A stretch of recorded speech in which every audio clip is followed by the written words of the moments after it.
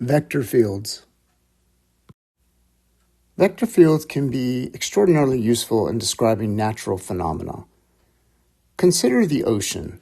So here we have a map of the ocean near Nova Scotia, and you can see these little arrows pointing in the direction of the flow of the current at various places in the ocean. And so we can see that if we are anywhere in this particular region, these vectors will tell us which way the water is flowing at that particular point. This map is an example of a vector field. What we basically have here is an area here in R2, two-dimensional surface, with a bunch of two-dimensional vectors pointing in various directions. And again, these vectors point in the direction of the flow of the water. Also, shorter vectors would indicate that the flow is not as fast, whereas longer vectors would indicate that the flow is faster. And so these vector fields can be very useful because we can look at this map and get a very good idea of the flow of the ocean currents around Nova Scotia, for example. Now we need to describe this mathematically. So a vector field is simply a function f that assigns to each point xy in a two-dimensional space a particular vector, f of xy. So for example, if I know that I am at a particular point, the vector function would prescribe a vector at that point. We can also do this in 3 dimensions. So a vector field in R3 is simply a function f that assigns to each point x, y, z in the 3-dimensional space a vector f of x, y, and z. It's a little bit harder to see vector fields in 3 dimensions, but it is the same concept. Let's take a look at a couple of examples. So here we have a vector field on R2 defined by the function f of xy is equal to negative y times the vector I plus x times the vector j. So let's recall that we could rewrite this as the vector function f of xy is equal to the vector negative y x. And as you might remember, I kind of prefer this notation over the I and j notation. But again, we should be able to deal with both. So the way this works is actually quite simple. If I want to know the vector at a particular point, say, for example, at the point x equals 1, y equals 0, which is this point right here, all I need to do is plug in x equals 1 and y equals 0 into our vector function. So f of the point 1, 0 is equal to the vector negative 0, 1, which of course is 0, 1. So at the point 1, 0, I'm simply going to draw the vector 0, 1, which means 0 along the x-axis and 1 unit vertically. Okay, so that's where that vector comes from. Another example, suppose I have the point 2, 2. So I want to know what is the vector at the point 2, 2. So when x equals 2, y equals 2, the vector at that point 2, 2 is simply negative 2, 2, right? So I'm literally just plugging y equals 2 in here and x equals 2 into here. And so at the point 2, 2, which is this point right here, I'm going to graph the vector negative 2, 2. So from this point, I go negative 2, so 2 units to the left, and positive 2, 2 units up. And that is how I get this vector. And if you plug in all of these other points that you see here, you will get the associated vectors for all of those as well. And you get the general idea that this vector field is describing some kind of a motion in this direction, right? Some kind of a counterclockwise type of motion. One other thing to mention here is if you graph lots of vectors, what you'll see is that your picture will quickly get very cluttered and you won't really be able to see as much in terms of, you won't be able to gather as much information from looking at the vector field. So often what is done is we don't graph too many vectors to describe the vector field. And also what we sometimes will do is we'll just shorten the vectors to all be unit vectors so that we can get an idea of the flow. So for example, what you might see here if you were to do this on some type of a graphing software is you might just see the vector pointing in that direction, okay, for example. And what this does is it allows you to draw more of these vectors to get an idea of the flow without paying attention to the magnitude of each of the vectors. So sometimes vector fields are drawn in this manner. So here is a rather simple vector field. This one is in 3 dimensions, and it is given by the function f of x, y, z is equal to z times k. So let's remember that this means f of x, y, z is equal to 0, 0, z. Okay, so at every point, regardless of the value of x and y, the vector is simply 0, 0, z.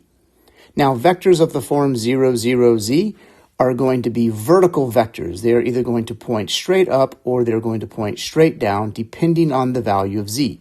So if z is negative, it points down. If z is positive, it points up.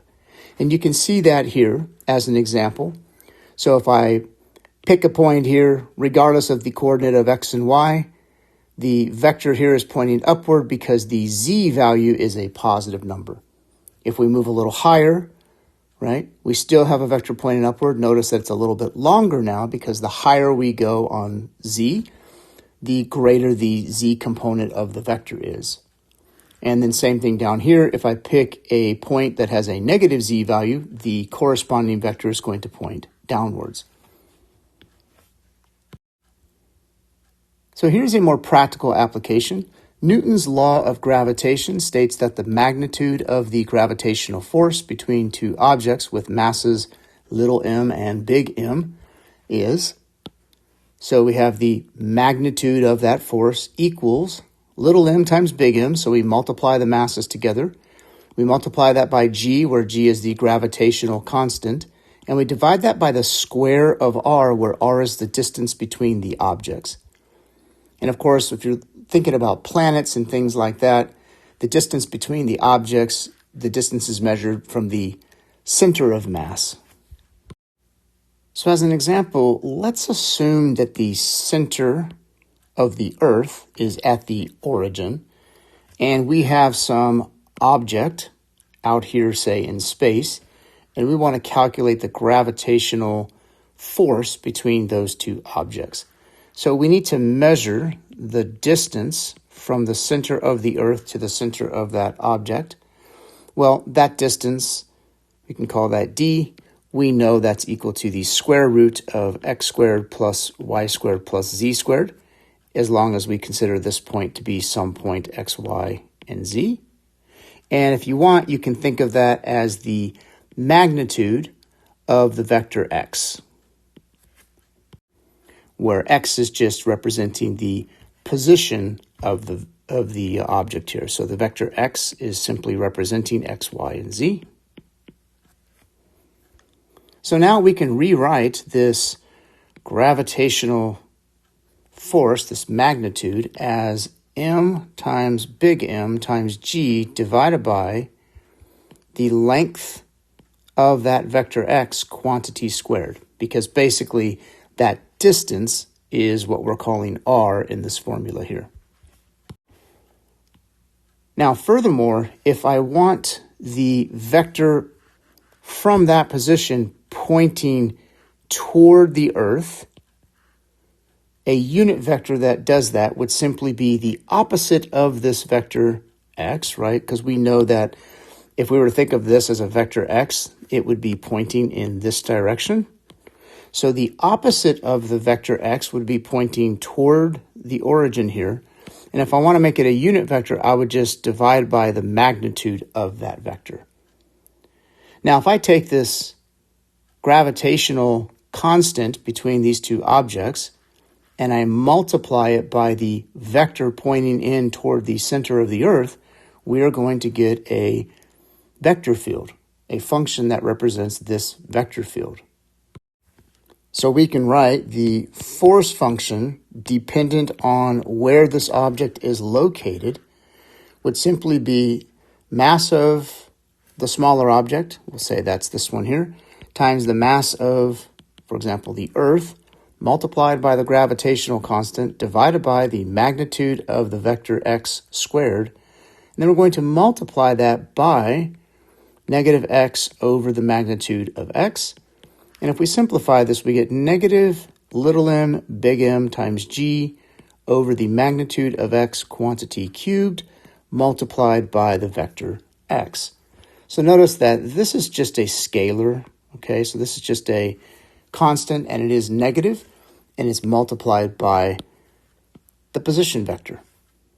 So what you're going to end up getting here, if you're given a point x, y, and z, is you're going to get a vector pointing toward the origin here. And the further away it is, the smaller it's going to be, right? So in other words, if we're really far away here, we know that this number is going to be small because the distance will be large, and that will make the magnitude of this vector smaller. So when you take all these things into consideration, basically you get a vector field that looks something like this.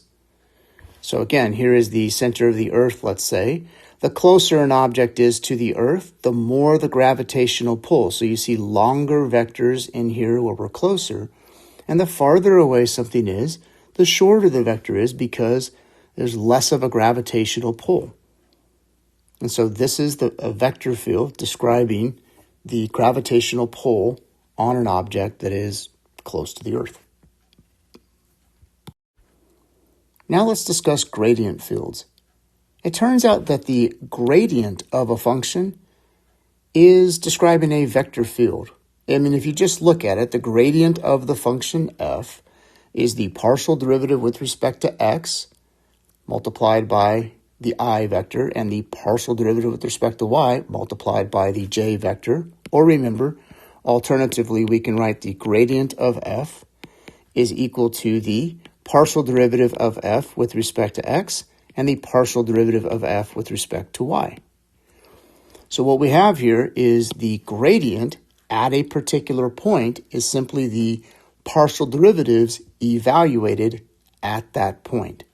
So more specifically, I could say the gradient of a function f at some point, say x naught, y naught, would simply be the partial derivative of f with respect to x evaluated at the point x naught, y naught, and the partial derivative of f with respect to y evaluated at x naught, y naught.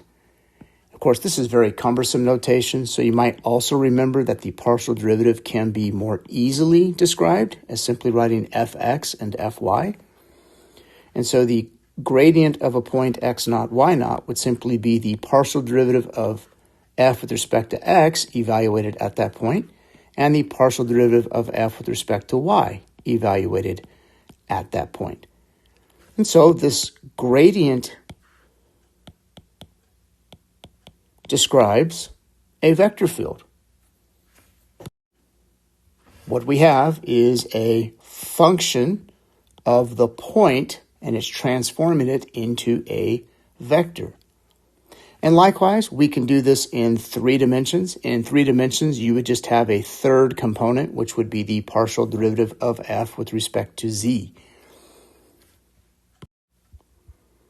So in the next example, let's find the gradient vector field of the function f of xy equals x squared y minus y cubed.